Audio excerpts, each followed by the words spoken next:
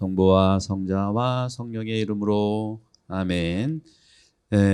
오늘 그 교리는 첫 부분에 성사에 대한 거 간단히 말씀드리고 이제 종말에 대한 신앙으로 넘어가겠습니다. 여러분들 칠성사가 있다고 말씀드렸죠? 칠성사 7개인데 주제로 분류를 해보면 인문성사가 3개고요. 그다음에 치유성사가 2개고요. 그다음에 오늘 할 친교성사가 2개예요. 그렇게 외우시면 돼요. 지난번에는 또 인생의 생로병사로도 외웠죠. 그리고 각 성사의 어떤 미덕들을 중심으로도 했잖아요. 오늘 정리를 해보면 인문성사는 세례, 여러분들이 처음 받는 거잖아요. 그죠? 세례. 다 처음 받는 걸 인문성사라고 그래요. 세례, 그 다음에 견진, 견진은 여러분 이제 몇 년, 1년, 2년 후에 하시겠죠? 그 다음에 세 번째는 성체성사. 요거를 인문성사라고 그래요. 이거를 해야만 그리스도교 신앙생활로 들어가는 거예요. 그래서 성체성사도 우리가 매번 미사 때, 지금은 영성체를 안 하지만 신자가 된 다음에 미사에 참여하면 꼭 영성체를 늘 하는 것이 신앙생활의 이제 일반적인 과정이다 말씀드리고, 치유성사는 성체성사를 참여하기 위해서 고해성사라는 게 있어요. 내가 받은 여러 가지 아픔도 있을 수 있지만 하느님께 대한 어떤 죄, 이웃에 대한 죄를 치유를 통해서 성체성사에 참여하는 거니까. 치유성사는 고해성사하고 그 다음에 아플 때 받는 병자성사, 치유를 실제로 하는 거니까. 다음에 오늘 간략하게 할 것은 그 친교성사입니다. 친교성사는 부부가 서로 하나로서 친교를 맺어야 되잖아요. 그죠? 그래서 혼인성사는 친교성사고요. 사제품도 마찬가지예요. 신품성사도 제가 여러분과 친교를 이루기 위해서, 사제들은 혼자 독신 생활하면서 혼자 나 혼자 사는 게 절대로 아닙니다. 사제는 혼자 사는 게 아니에요. 혼자 자는 거지. 이거 정확하게 해야 돼요, 이걸. 근데 우리는 많이 보면 혼자 사시는, 혼자 안 살아요. 저 2,500명하고 살아요. 우리는 용어 선택이 상당히 분명해야 된다는 말씀을 드려요. 그래서 오늘은 친교를 위한 성사, 신품과 혼인을 알아보겠습니다. 여기 나와 있는데 그래서 요 유튜브에 이거를 올려드릴 테니까 자세하게는 지금 안 할 겁니다. 여러분들 자꾸 돌려보면서 멈춤한 다음에 꾸준히 보세요. 신품 성사의 중요한 거는 뭐냐면은 여기 나오는 주교와 일치하는 거예요. 교회는 어떤 면에서 주교예요. 신부는 주교의 협력자입니다. 이게 가장 중요한 거거든요. 따라서 협력자로, 성실한 협력자가 돼야 되고, 주교를 중심으로 사제단 형성이 되고, 그 다음에 주교님이 신부한테 위탁을 하는 겁니다. 개별 교회에 대해 책임을, 임무를 부여받는 거예요. 따라서 주교님한테서 위탁받지 않은 신부는参拝할 수가 없어요. 그러니까 신부라고 해서 믿어주는 거지, 사실은 그런 위탁 같은 거를 위임장이라든가 권한서를 가지고 다녀야 됩니다. 다음에 부제라는 게 있는데, 부제는 천주교의 오르 돌아가는 서열은 딱 3개밖에 없어요. 주교, 사제, 부제. 그 외에는 서열이 없는 거. 그래서 형제 자매 다 형제 자매예요. 근데 한국 정서에는 조금 어려움이 있어요. 나이 많은 분한테 꼬마가 형제 그러면 좀 거시기 하잖아, 그죠? 그런 점에서 우리 한국 문화를 이해를 하자는 것이지. 그래서 이런 외국 교회를 보면은 할아버지든 자녀든 친구같이 지내잖아요. 왜? 예수님이 여러분들을 벗으로 부른다고 그랬잖아요. 종으로 부르는 게 아니니까. 근데 우리 한국이라 아시아 문화는 또 유교 문화라든가 이런 게 있으니까 감안을 분명히 하긴 해야 됩니다. 그것이 너무 강조돼서는 안 되지만 그리스도교 문화가 또 많이 폄하돼서는 안 되는 부분이죠. 부제는 한마디로 교회 봉사에 임무를 받은 봉사자예요. 직무 봉사자. 서품은 안 받았지만 부제품은 받았기 때문에 말씀과 하느님께 예비하고 사목적인 지도와 자선사업, 한마디로 봉사하는 직무다. 농담으로 그래서 이거 밥 먹을 때 신부들 밥 먹다 부제 오면 서빙 좀 해. 농담을 하지. 봉사 직무가 부제다. 신품 안수로 장엄 축성 기도를 베풀어지고 또 인호가 새겨집니다. 또 아까 말씀드린 대로 하느님 나라와 사람들에게 기꺼이 봉사하기 때문에 독신 생활하는 거예요.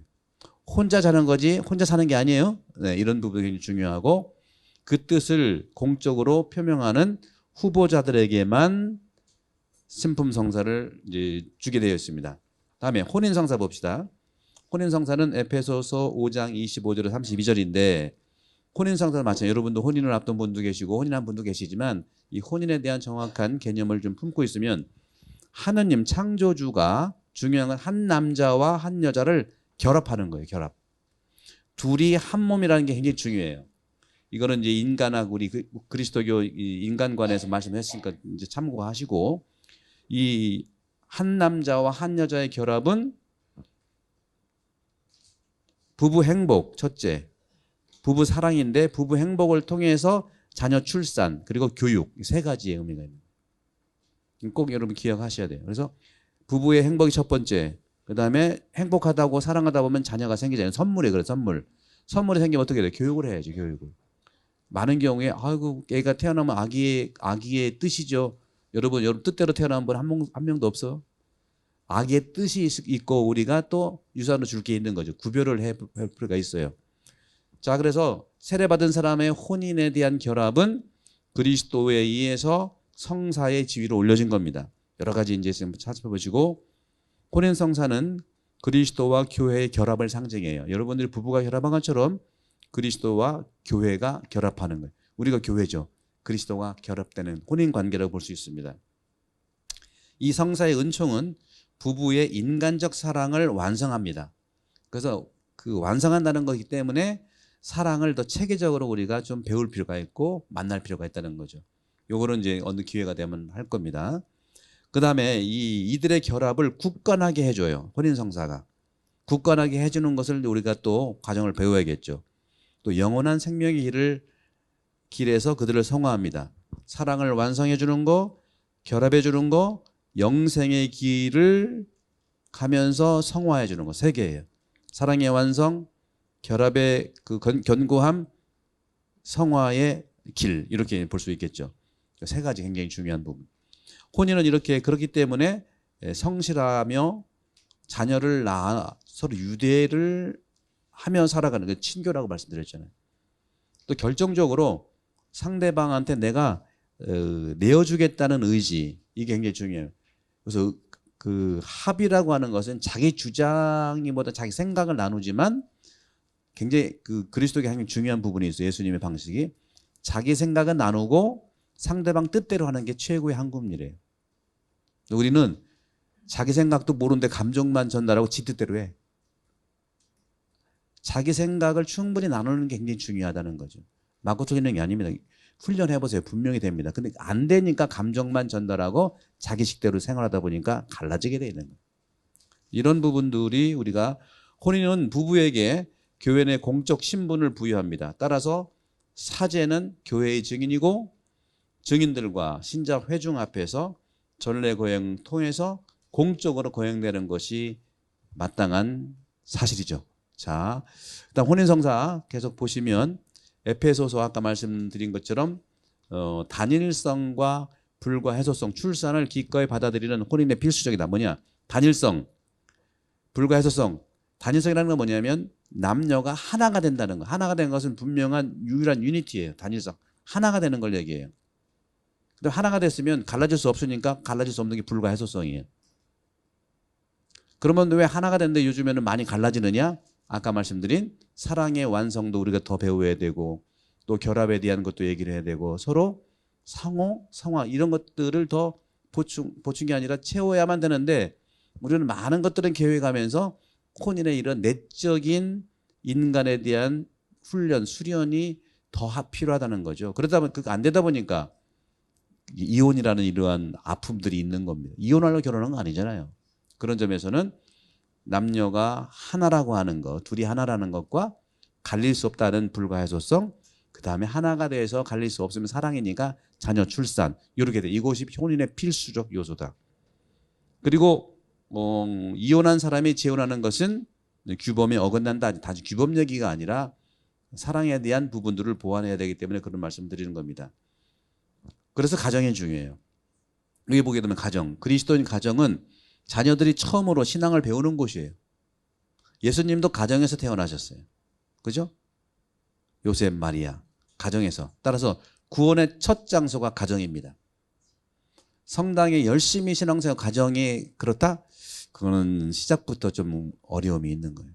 가정이 가장 중요해요. 대부분 그런 건 아니지만 어떤 분들은 가정보다는 성당에 또 교회 많이 봉사하는데 이건 하느님 보시기에 이것은 올바른 신앙의 과정을 가는 것이냐 질문해 봐야 돼요. 여러 가지 이유가 있어요. 가정에서 소통과 이런 것들이 참 어려우니까 성당을 남편처럼 생각하는 거지. 성당을 부인처럼 생각하는 거죠. 성당을 자녀처럼 생각할 수도 있어요. 그걸 우리 곰곰이 그래서 우리는 천주교는 한마디로 가정 사목이 전부예요. 중요해요. 그건 나중에 말씀드리고 처음으로 신앙을 배우는 것이고 따라서 가정교회라고 볼 수 있어요. 가정교회. 그 가정들이 모이는 것이 공동체고요. 따라서 가정은 은총과 기도의 공동체, 그리스도적 사랑의 학교라고 불러야 된다. 이런 것들을 이제 차츰차츰 우리가 해나갈 필요가 있다는 말씀을 드립니다. 다음에 이제 준성사라고 하는 것이 있는데 이 준성사라고 하는 것은 여러 가지가 있지만 여러분 성물 축복받고 있는 거 있죠? 그런 것들 여러 상황들 표정이 축복인데 축복은 복음의 정신에 따라 하나님의 선물을 사용할 수 있도록 교회의 전구, 기도를 교회의 전구를 포함하는 것이죠. 따라서 여기 나와 있는 대로 전례 외에도 여러 삶이 있잖아요. 이렇게 문화적 형태로 대중신심들이 있는데 이런 점에서 신심행위 여러 형태들이 신앙의 빛으로 비추도록 복음적인 직관과 인간 지혜를 드러내고 그리스도의 생활을 풍요롭게 하는 대중신심 형태를 권장하는 것을 말합니다. 그래서 그리스도 그다음에 장례식인데 장례식은 굉장히 그리스도교의 중요한 부분이에요. 그래서 이 장례식을 칠성사를 하진 않지만 이 장례식은 굉장히 중요한 어떻게 보면은 하는 아버지의 손에 맡겨드리는 이 세상의 마지막 고별이지만 하느님 세상에 가는 시작이라는 것이죠. 따라서 자세히 이건 한번 읽어보시고 그리스도 장례식은 죽은 이에게 성사나 준성사를 베풀지 않습니다. 기도입니다. 기도. 고별식은 교회가 죽은 이를 하느님께 맡겨드리는 거예요. 또 시신을 묘지로 운반하기 전에 그리스도인 공동체가 마지막 형제에 드리는 인사예요. 빠이빠이. 그 다음에 하늘나라에서 또 그분을 영접할 수 있겠죠.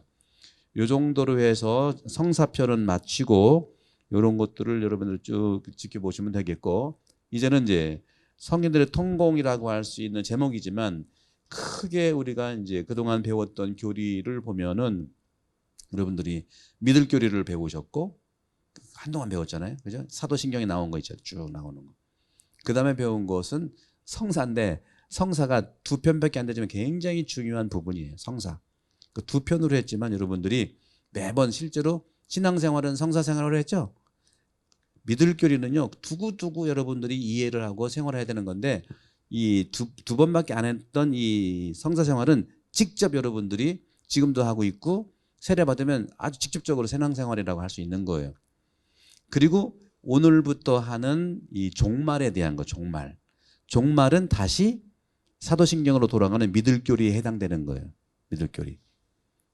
그래서 그리스도교의 그 교리의 큰 부분은 믿을 교리, 그 다음에 그 지킬 계명, 계명은 누차 윤리된 이게 많이 십계명도 얘기 많이 얘기했죠. 그게 윤리예요, 윤리. 사회 그리스도교인으로 살아가는 윤리고, 그리고 이제 세 가지라 했죠. 믿을 교리, 윤리, 그 다음에 성사생활인데 성사생활은 이걸로 이제 마쳤으니 여러분 꾸준히 보시고 계속 신자가 되면 계속 이 생활을 할 거예요. 근데 이 생활만 하다 보면은 우리가 뿌리라고 할 수 있는 믿을 교리 잘 몰라. 교리에 대한 거, 신앙에 대해서. 사회 교리도 잘 몰라. 주로 성사에만 집중되다 보니까 그 뿌리가 될 수 있는 건 약간은 내려놓고 성사 생활은 눈에 보이는 이런 축복을 받으려고 하니까 너무 이쪽에 집중될 수 있단 말이죠. 균형을 맞춰야 된다. 그래서 길게 여러분들은 하는 거예요. 그러나 실제로 세례를 받으면 이 성사 생활로 계속 갈 거니까 너무 염려하지 마시고 반복해서 보시면 됩니다. 그리고 오늘부터 하는 것은 사실 남은 게 뭐냐면 종말에 대한 것과 이제 하느님에 대한 하느님을 여러분들 말씀드리고 그다음에 기도 딱 3개 남은 거예요. 종말, 하느님, 기도 딱 3개 남았어요. 오늘 다음 주 종말에 대한 게 하고 그다음에 하느님하고 기도할 겁니다.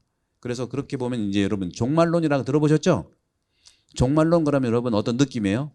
기뻐요? 빨리 종말이 오고 싶어요? 아니면 좀 약간 두렵습니까? 예, 말 못할 정도로 두려워 지금. 이 종말론이라고 하는 것은요, 최후에 대한 신앙을 얘기해.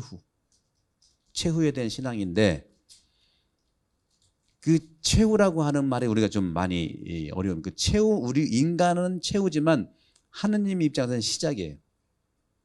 그래서 종말하면 본래 교회 전통으로는 노비시마, 아주 새로운 사건이라 표현을 하는 겁니다. 여러분들 영화 처음 볼 때 신난다 보다가 끝날 때쯤 어떻게 해? 다시 보면 되지, 돌려서. 그렇게 본다면 차분히 살아가는 현 존재를 각성시키는 겁니다. 우리가 죽음을 생각하면 각성이 지금 되잖아요.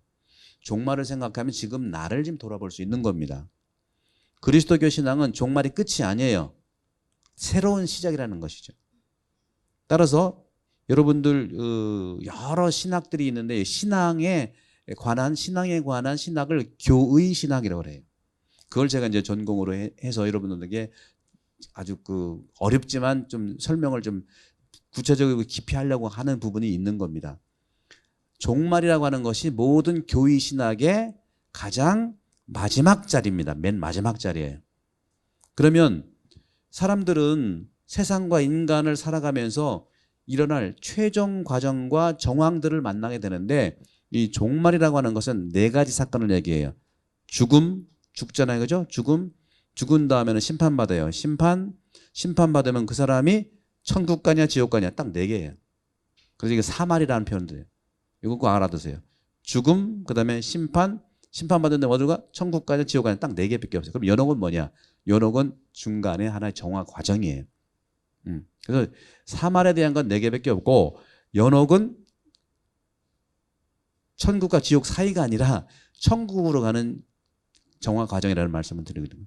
그래서 우리는 종말에 대한 그 대상은 네 개밖에 없는데, 이 종말론 하면은 여러분들 우리가 생각하기에 혹시 우리가 이 시대에 살아가는 신앙 또는 보통 신학을 얘기할 때 어떻게 종말을 표현하면 태풍의 눈이다 하고 표현하죠. 태풍의 눈. 태풍 얼마나 무섭습니까? 그러나 태풍의 눈 속에는 고요해. 그렇죠? 태풍 주변은 난리가 나는데. 따라서 이 태풍이 있은다면 여러분, 폭풍으로 그 다음에는 어떻게 됩니까? 폭풍을 만난 다음에는 어떻게 돼요? 삭이 싹 떨어지든지 아니면 단단하게 결실을 맺은 것이 다시 올라오든지. 그죠? 종말은 바로 그런 사건이에요. 19세기, 20세기에 보면 특히 19세기 자유주의가 쇄도했었어요. 너도 좋고 나도 좋고 I don't care. 뭐 교회 뭐 옛날부터 뭐 하라 말하는 게 많은데 뭐 그러냐. 그래서 19세기 자유주의가 쇄도될 때 그 자유주의 철학이라든가 사조들은 뭐라고 했냐면, 아유 종말은 쓰면 종말이야. 그리스도교인이 우리 겁주려고 한 거야. 아, 종말론 사무실 폐쇄해. 이렇게 됐던 거예요. 그래서 종말론의 사무실은 이제 폐쇄됐다 하고 막 선언해. 선언한다고 인간 삶이 그래. 선언됩니까? 그 말이 어떤 적절했다고 했다면 세계가 바뀐 지금 20세기를 살아가고 21세기를 향하고 있는 지금 정반대로 그 사무실은요 지금 초과 근무하고 있어. 그런 게 아니거든요. 그들의 표현은 이해는 되는 부분이 있어요. 사실 종말하면은 여러분 굉장히 두렵습니다. 그리고 그리스도교에서 사기를 치면은 이 종말론으로 사기쳐. 여러분들이 보시기에 이상하다 그러면 이상한 거예요, 여러분들. 상식적이지 않은 건 다 그거는 이단이라고 보시면 충분합니다. 상식적이지 않은 거. 그런 점에서 이게 무슨 뜻일까 해서 이제 이런 부분들이 우리가 좀 어떻게 보면 프로테스탄 이 개신교의 성경 주석이 사실은 공헌된 게 많아요. 그러니까 개신교가 중요한 점을 도와준 점이 꽤 있어요. 루터의 이 종교개혁을 통해서 성교 중심이다 보니까 특히 19세기, 20세기에는 성경 주석에 대해서 굉장히 발달된 게 개신교 신학자들이 어마어마하게 많습니다. 유럽을 얘기합니다. 거기에 물론 가톨릭도 많이 있고요. 19세기, 20세기 넘어가면서 이 성경 주석자들의 주석이 예수 설교 중심으로 이렇게 발전하면서 예수님 설교 중심이 뭡니까? 하느님 나라에 대한 복음이거든요. 이 하느님 나라에 대한 복음이 자리하도록 총집중한 게 이 프로테스탄트의 성경 주석학자들이에요. 따라서 그럼 하느님 나라에 대한 복음이 뭐냐 도대체? 바로 그게 미래에 대한 거, 종말에 대한 것이라고 얘기하지만 이 종말은 미래와 종말만 얘기하는 게 아니고 하느님 나라는 분명히 예수님이 그랬어요. 이미 하느님 나라는 너희 가운데 와 있다고 그랬죠. 지금 얘기하는 거하고 관련이 있다는 겁니다. 종말은요, 나중 문제가 그것만이 아니다는 거죠. 따라서 지금 여기가 굉장히 중요하고 그 진가가 발휘되어야 한다는 것이 통설이에요. 그래서 개신교는 가면은 굉장히 기쁜 거예요. 막 환대하고. 천주교는 여러 가지 이제 성경 주석 이것이 나중에 발달됐죠. 아직은 2차 받은 공예가 1962년에서 65년에서 새로운 걸로 터닝 포인트가 됐지만 아직은 오래 살았던 방식들이 있었기 때문에 기쁨보다는 사실은 엄숙함에 있는 거죠. 그건 맞고 틀리는 게 아닙니다. 그런 점에서는 종말론은 단지 미래에 국한된 것이 아니고 현재의 성격을 띠는 거야 돼. 띄어야 됩니다. 그리고 종말론 살아가는 사람 굉장히 기뻐해야 돼요. 사실은 성당에 들어갔다 나올 때 장례식에 갔다 온 사람 얼굴 되면 안 돼. 생일잔치에 갔다 온 것처럼 해야 돼. 부활과 성탄의 생일잔치니까. 다만 돌아가신 분에 대한 애도는 분명히 있는 부분이 있는 것이죠. 따라서 종말은 그리스도교 신앙 중심으로 이끌어야 되고 현재와 미래를 남김없이 포괄해야 된다는 거. 여러분들 그러니까 종말은 마지막 문제로만 생각하지 마시고 지금과 관련된다는 말씀을 하시면서 특히 현대인들은요 쭉 19세기, 20세기 살면서 이 전 세계에서 얼마나 전쟁이 많았습니까? 1차 세계대전, 2차 세계대전, 한국전쟁, 일본의 대동아 전쟁, 뭐 지금도 말은 안 하지만 무역전쟁이에요. 무역전쟁이에요. 지금 어떻게 보면 막 임진왜란도 다시 일어나고 그런 것 같아. 우리가 잘 정신을 좀 차려야 되는데 이렇게 현대인들은 크고 작은 싸움들을 갈등을 이렇게 죽고 파괴 위험에 늘 노출되어 있어요. 이 절박한 물음, 거기에 종말론의 물음이 나오는 겁니다. 언제든 인간과 세상의 운명이 어떻게 이 지속될까 하는 그런 궁금증, 물음이 있는 거예요. 그래서 교회는 무엇을 확신하고 있냐 하는 것도 세상 사람들은 물어요. 교회 도대체 당신들은 뭘 우리한테 주느냐? 물어봐야 돼. 프로파간다 막 선전만 하는 게 아니라 믿어서 오세요 그런 것이 아니라 세상에 이러한 고통 속에 있는 갈등 속에 있는 그런 세상의 물음에 교회는 어떤 확신을 이렇게 드러내야 된다. 따라서 물음과 직접 관련을 맺어야 되는 게 그리스도의 신앙이에요. 밖에 거 아무 관계없이 우리만 한다? 예수님 바라는 게 아니에요. 하느님은 더도 바라지 않고. 교회는 우리만의 하나의 집단이 아니라 세상을 위한 공동체라는 것. 그런 점에서 우리가 오늘날 인간의 조건을 볼 때 죽음에 대한 물음이 집중되어 가면서 이 죽음에 대한 물음을 제대로 포착해야 되는 것이 우리의 신앙의 교회의 역할이에요. 죽음에 대한 것들에 무관심하고 우리 그 천국 가는 것만 우리가 너무 집중할 때 세상 사람들로부터 단절됩니다. 집에서 7장 36절에 뭐라고 했냐면 죽음을 생각하는 것이라는 표현이 있어요. 죽음을 생각해야 되는데 내 죽음만 생각하는 게 아니라 세상이 억울하게 죽어가는 죽음을 생각해야 되는 거예요. 이것은 나의 문제라는 것이죠. 하이데거는 19세기, 20세기 가면서 죽음을 향하는 존재라고 인간을 규정했어요. 그리고 나치 정권에서 사용된 예수의 신부가 있어요. 알프레드 넬프라는 신부인데 그분은 어떻게 했냐. 죽음은 시간을 통해 가는 것이다 하는 표현을 했어요. 또 사목권장 1장 18절 또 선교교령 11장 12절에 똑같은 얘기를 공예는 간파하고 합니다. 그런데 이런 가치들이 복음과 맞물려서 우리 교회 깊이 생활에 뿌리를 내려야 되는데 아직 소원한 부분들이 역시 있어요. 따라서 그런 부분들을 여러분들은 이 종말론의 시간을 통해서 정말 죽음이라는 것이 겁낼 부분이 아니고 함께 우리가 극복해서 하나님께 가는 것이라 그런 점들을 보면서 이제 여러분들 구체적으로 죽음을 한번 들어가 보면 죽음, 그다음에 심판, 천국, 지옥이라 했죠. 그럼 죽음이 뭐냐? 그러면 죽음은요 교리상으로는 몸과 영혼의 분리라고 그래. 우리 보듯이 돌아가신 분은 말이 없잖아, 그죠? 그리고 묻잖아요. 그러면 그 몸은 어떻게 썩어요? 아니면 재생이 되나요? 썩으니까 몸과 영혼이 분리된다고 하는 건 전통적인 우리 교회 가르치며 다시 말하면 고유성을 확인할 내 몸. 몸은 아주 고유한 겁니다. 한 사람 한 사람의 몸이 고유한 거예요. 이 고유한 몸과 또 내 안에 있는 영혼, 이것이 사실은 인간의 존재 기반이에요. 나라고 했을 때는 내 고유한 몸과 내 몸과 함께 결합되어 있는 영혼인데, 이 몸과 영혼이 분리되는 순간 우리는 죽음이라고 표현을 하고 있지만 계속 우리가 기계적으로 이해를 해서는 안 되고, 영혼의 몸과, 다시 말하면 외적으로는 몸은 썩지만 그런 부분들을 보시면서 몸과 영혼의 분리가 이루어지는 순간에도 영혼의 몸과 관계를 계속 고려해야 됩니다. 우리가 몸이 썩었다고 해서 몸이 없는 게 아니에요. 우리가 미사할 때 이 영혼을 위해서 기도합니다 하는데 영혼만 우리는 홀령주의자가 아니에요. 인간에 대한 구체적인 전체성을 얘기하는 것이죠. 그래서 그런 관계를 고려해야 되고 그의 정체가 분명해진다는 것이죠. 여러분 어려운 부분이겠지만 따라서 우리는 이런 부분에서 그리스도와 함께 죽는 차원으로 은총의 죽음으로 이해를 해야 된다. 이것이 이제 바울서가 굉장히 많이 나옵니다. 자, 그러면 죽는다는 것이 뭔가, 여러분?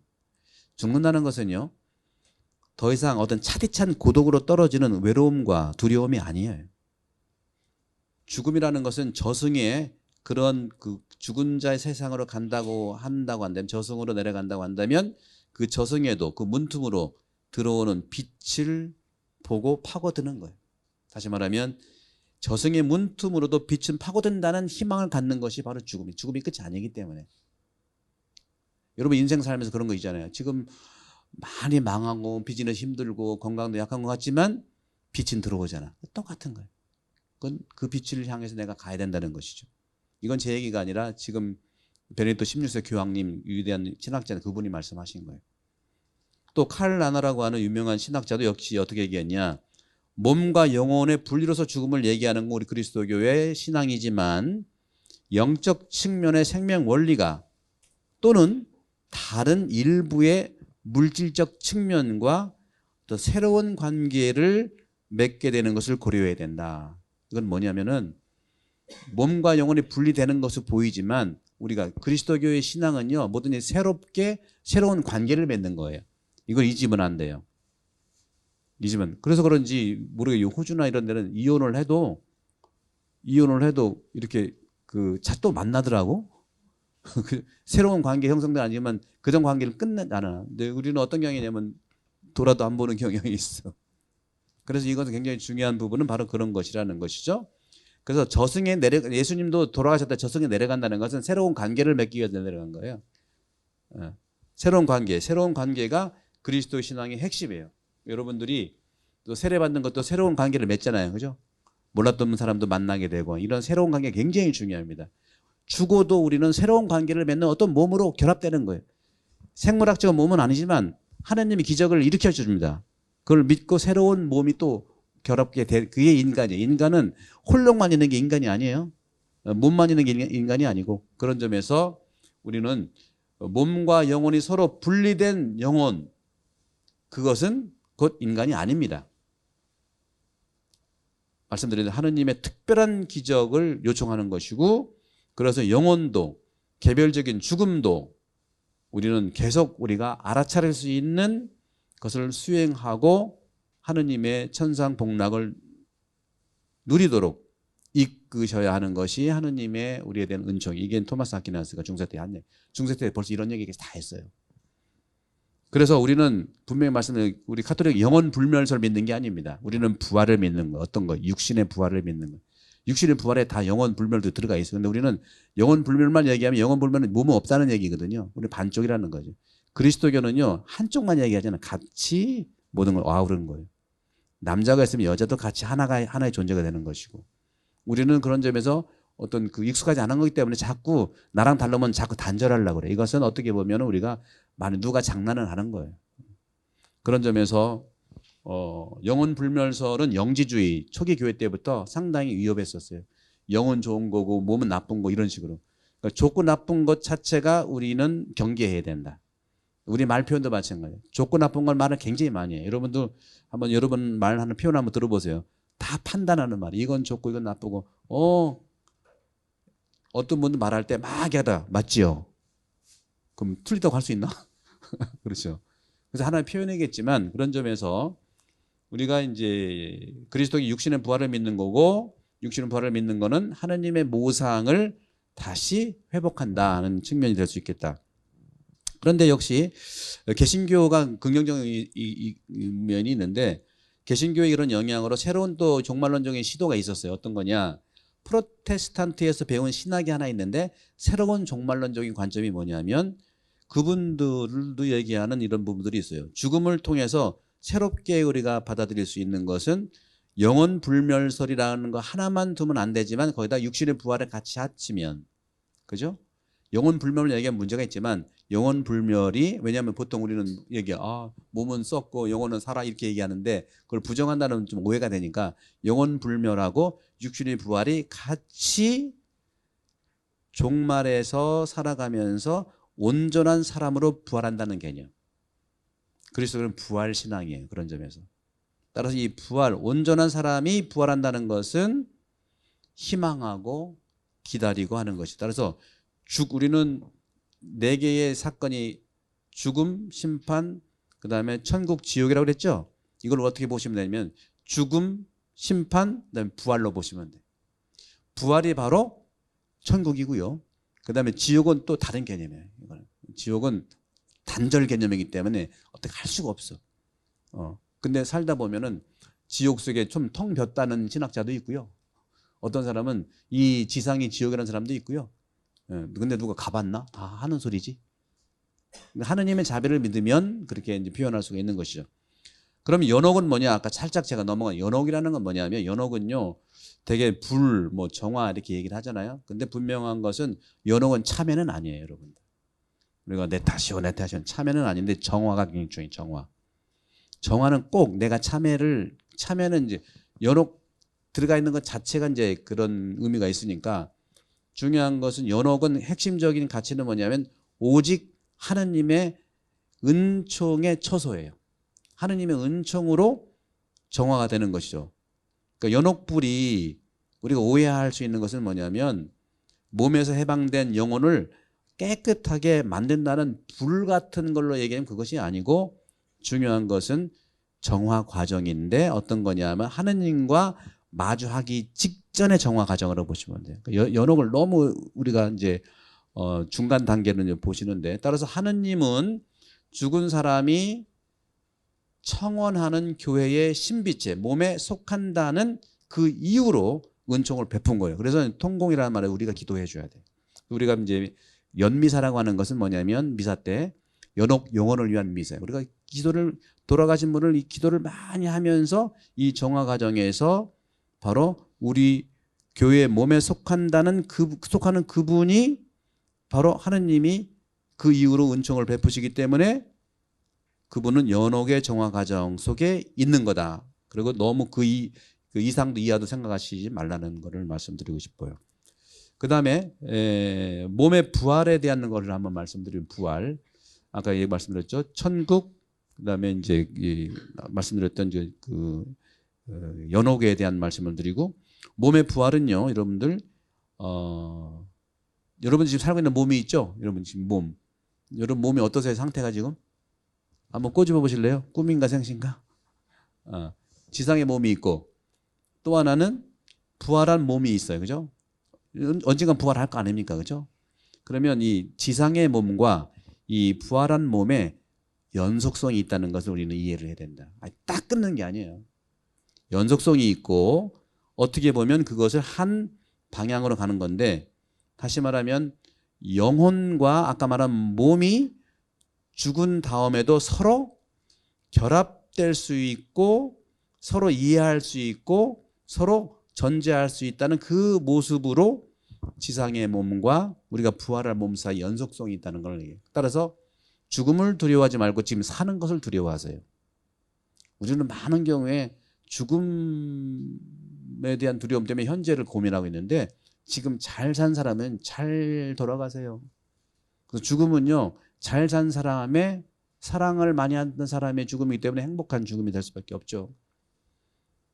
그래서 이제 그런 차원에서 다음에 우리가 이제 그런 차원을 볼 때 이제 죽음에 대한 것들을 우리가 좀 고려를 해보면 이 죽음에 대한 것은 우리 그리스도교에서는요 상당히 많이 다른 학문들과 자연과학과 대화를 많이 진지하게 해봐야 돼요. 굉장히 그 앞으로 미래에는 지금도 그렇고 그런 대화를 많이 해야 돼요. 여러분이 하라는 게 아니라 우리 교회에서 해야 돼요. 교회에서. 예를 들어서 여러분 아주 요즘에 많이 이슈가 되게 그전부터 있는 안락사에 대한 것도 있잖아요. 안락사. 어떤 분들은 고통이 있는데 제발 죽여주세요 뭐 이런단 말이에요. 기준이 있어요. 근데 우리 그리스도교는 자연사 외의 모든 것은 죽으면 안 되는 거예요. 물 자살도 안 되고 안락사도 안 되고 뭐 다 안 되는 거예요. 그러나 이 임종자를 위한 배려에 대한 문제를 우리가 지속적으로 우리가 살펴봐야 된다. 따라서 죽어가는 사람들을 돕기 위한 기술, 이것이 새로운 이유가 되어서 임종자와 죽음을 삶의 일부로 수락하면서 살아가야 된다. 그러니까 이분들은 구별을 잘해야 돼요. 만약에 죽음을 연장하는 거냐. 그러니까 옛날에는 그냥 돌아가셨는데 지금 막 영양제 넣고 뭐 해가지고 또 뭐 해서 죽음을 막 연명해, 연명. 연명 치료는 안 되는 거예요. 왜? 그거는 삶의 연장이 아니라 자연스럽게 돌아가셔야 되는데 인위적으로 죽음을 연장하는 거예요. 이건 죽음을 연장하는 거예요. 그러니까 외적으로 죽었다 안 죽었다를 우리가 판단할 수가 없어요. 죽음의 연장이냐 삶의 중단이냐 이런 부분에서 우리는 죽음의 바람직한 의식과 태도를 고치하려는 노력들을 활발히 시도를 해야 되는 건 분명합니다. 그래서 이건 뭐 우리 교회가 할 일들이고 여러분들이 이 죽음에 대한 것을 함부로 우리가 판단해서는 안 된다. 천주교에서는 자살한 사람을 미사를 할 수가 없어요. 근데 자살이 외적으로 자살인데 그죠? 그래서 살려고 죽은 것 같아요. 저는 살려고. 지금 너무 고통스러워서 고통에서 나가려고 하다 보니까 방법이 죽음이지 그냥 죽으려고 했던 건 아닙니다. 그래서 이런 부분들을 고려를 해볼 그걸 미사하라는 게 아니라 다양한 사람들의 죽음에 대한 이유를 고려 못하고 죽음 오케이 안 돼 이거는 우리 교회에서 가장 할 일인가 하는 것이죠. 중요한 건 한 사람 한 사람의 특별한 죽음에 대한 이해가 우리가 필요하겠다는 말씀을 드립니다. 자, 그래서 이제 요 정도로 이제 인트로덕션으로 이제 종말에 대한 좀 여러 가지 얘기들을 여러분들이 이제 했는데 이제는 여기 이제 나와 있는 대로 성인들의 통공 이런 말씀을 드리는데 성인들의 통공이라는 건 뭐냐면요. 여러분 아까 초두에 이제 종말론 얘기할 때 종말론은 그런 점에서 종말론은 끝이 아니고 완성의 의미예요. 완성. 완성해서 그 다음 단계로 가는 시작입니다. 완성이라는 건 뭐냐면은 그리스도의 완성은요. 하느님과 함께 머무는 게 완성이에요. 그러니까 분명하게 종말은 하느님을 보는 시간이고 하느님과 함께 머무르는 시간이기 때문에 굉장히 은총의 시간이고 마라나타 어서 오소서 이렇게 합니다. 어서 와달라고 하는.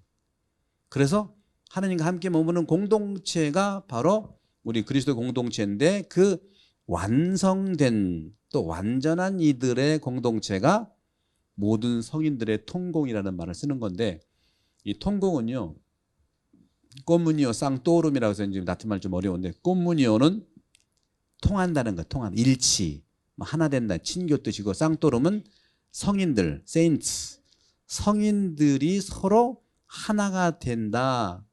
하나가 되는 건 뭐냐? 그분들과 우리도 통한다는 거예요. 성인들은 이미 돌아가신 분 아니에요, 그죠? 그분들과 우리도 통하고 또 나도 우리 지상교회도 지금 여러 개에 있는 사람하고 통하는 거예요. 지옥은 단절이니까 그건 지옥은 열외고요, 열외고. 따라서 천국 교회와 이 지상교회와 그다음에 연옥교회가 통한다는 얘기를 하는 거예요. 통하는 거예요. 그래서 지금 우리 눈에 보이는 건 지상교회 사람만 눈에 보이지만 실제로는 성인들과 통하고 기도하면서 연옥 영혼들을 위해서 기도하잖아요. 우리가 미사 때. 그래서 통하는 거예요. 아니면 기도할 이유가 없죠. 그래서 서로 통하기 때문에 우리의 기도가 하느님의 은총을 통해서 연옥 영혼분들에게 전구가 된 기도가 되는 거고 또 천국 분들이 우리를 위해서 기도해 주시는 거 서로 기도하는 걸로 통하는 것을 얘기한다. 따라서 이 모든 성인들의 통공은 완전한 사람들의 공동체를 이루는 것이다 하는 거죠. 따라서 특별히 그런 점에서 성인 공경에서 중요한 것이 성모 마리아 공경이에요. 성모 마리아가 성인 통경의 가장 중요한 부분을 차지하고 있어요. 그러니까 성인들의 통공, 그래서 마리아는 교회의 어머니고 교회의 그리스도의 어머니이십니다.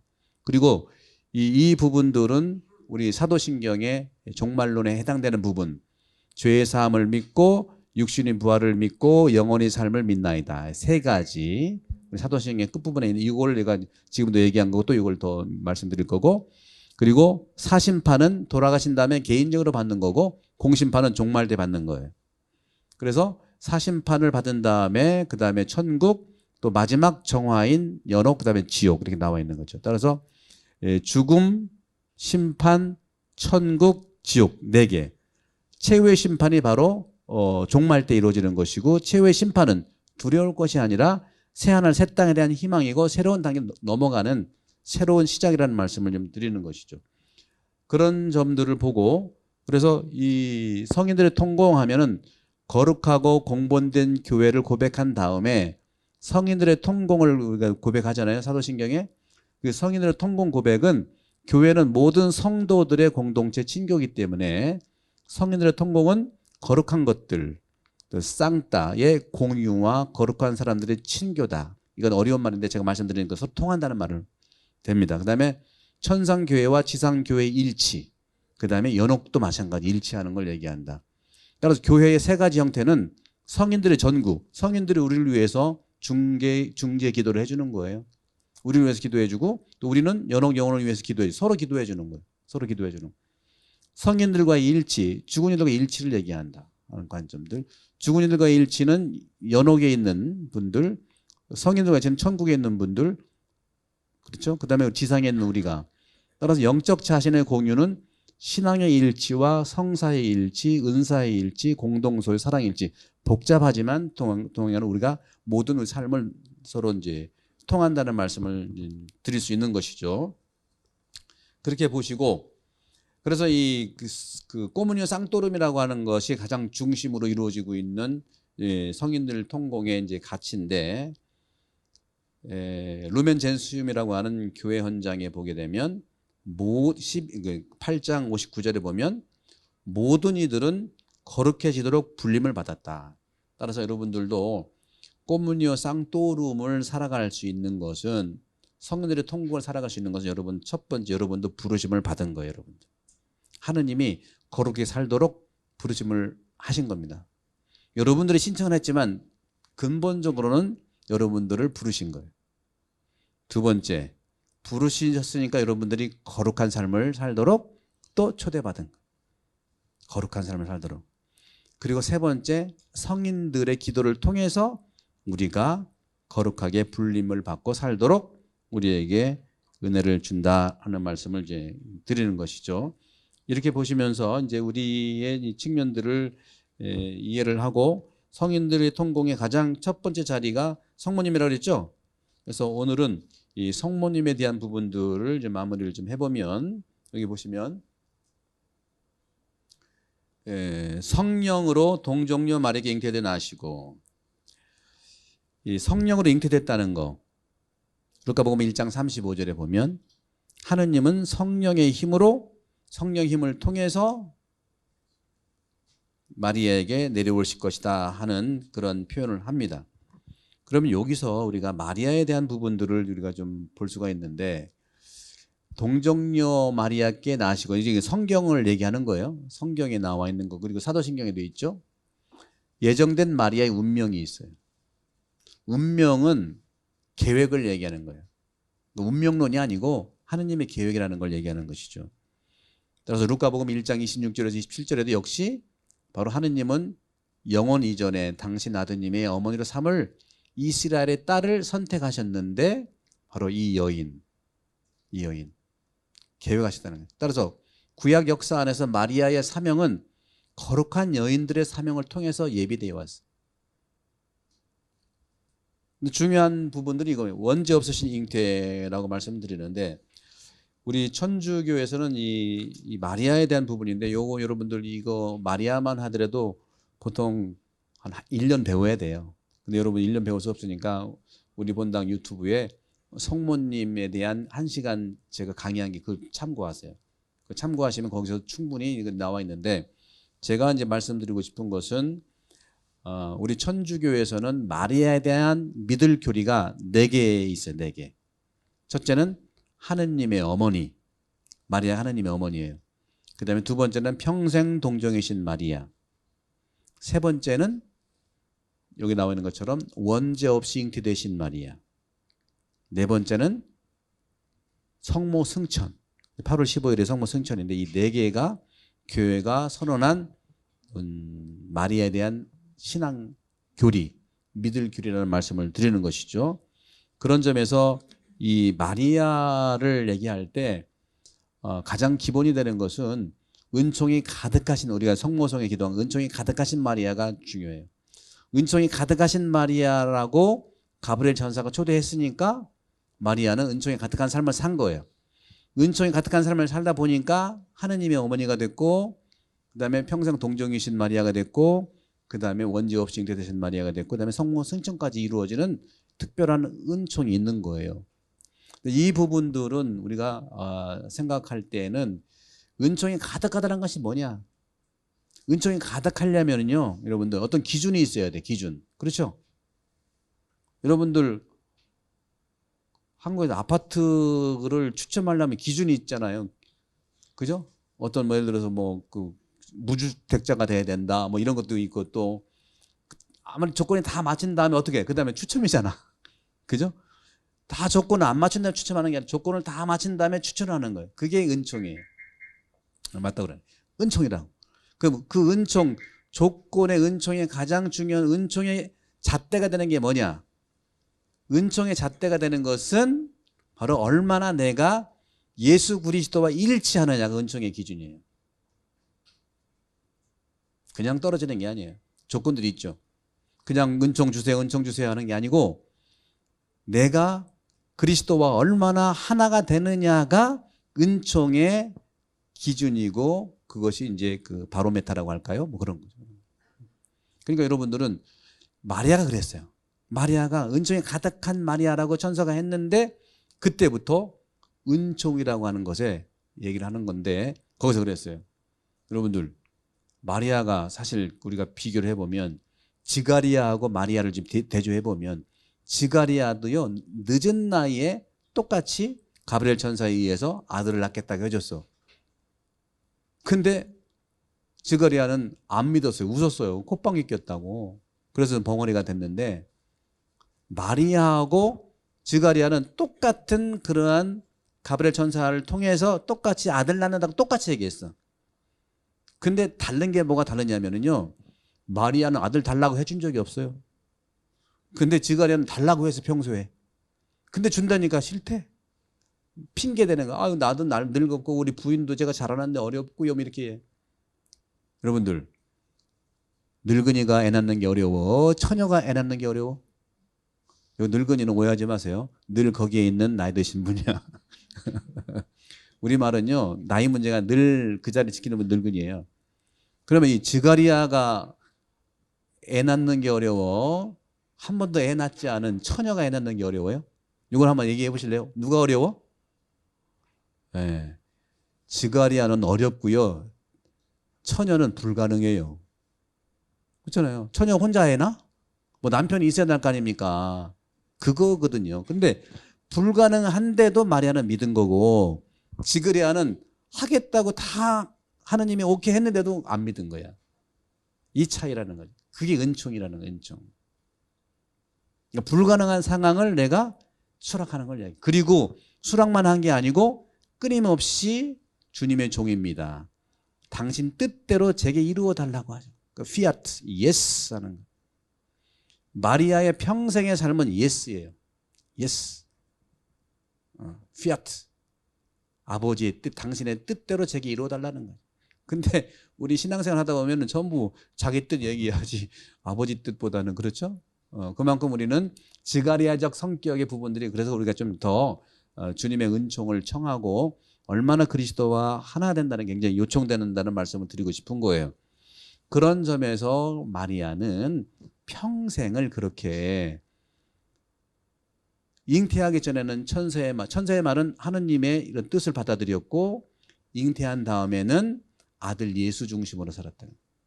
아들 예수 중심으로 살았고 아기가 태어난 다음에는 또 예수를 아들이지만 늘 찾아다녔어요. 그래서 이 마리아에 대한 신앙적인 거는 성경 규절 딱 2개밖에 없어요. 기본이 되는 게 첫째, 아까 말씀드린 대로 저는 주님의 종입니다. 말씀이 제대로 저에게 이루어지소서. 바로 받아들이는 신앙이다. 받아들이는 신앙이 굉장히 중요합니다. 받아들이는 게 중요해요. 받아들이는 게 뭐냐? 교회예요, 교회. 교회는 여러분 다 받아들이잖아요. 누구 구별하지 않잖아요. 보니까 나이가 좀 많으시네, 안 되겠네요. 너무 어려요, 안 되겠네요. 수입이 좀 더 되겠어요. 그런 거 안 따지. 찬사를 통해서 마리아를 할 때 이거 미스 유니버스 귀족은 되는데 안 되겠네 이렇게 안 하잖아. 그죠? 받아들이는 신앙. 따라서 마리아는 그래서 교회의 모습인 거예요. 마리아가 하느님의 뜻을 받아들인 것처럼 우리 교회는 바로 하느님의 뜻을 받아들여야 된다. 그래서 마리아가 교회의 어머니인 거예요. 이게 뭐 교회를 어머니가 낳았다는 게 아닙니다.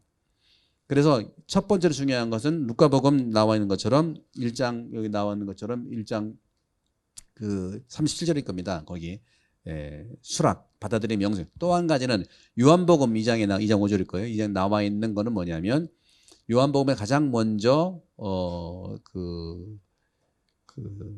잔치 기적을 이뤘죠.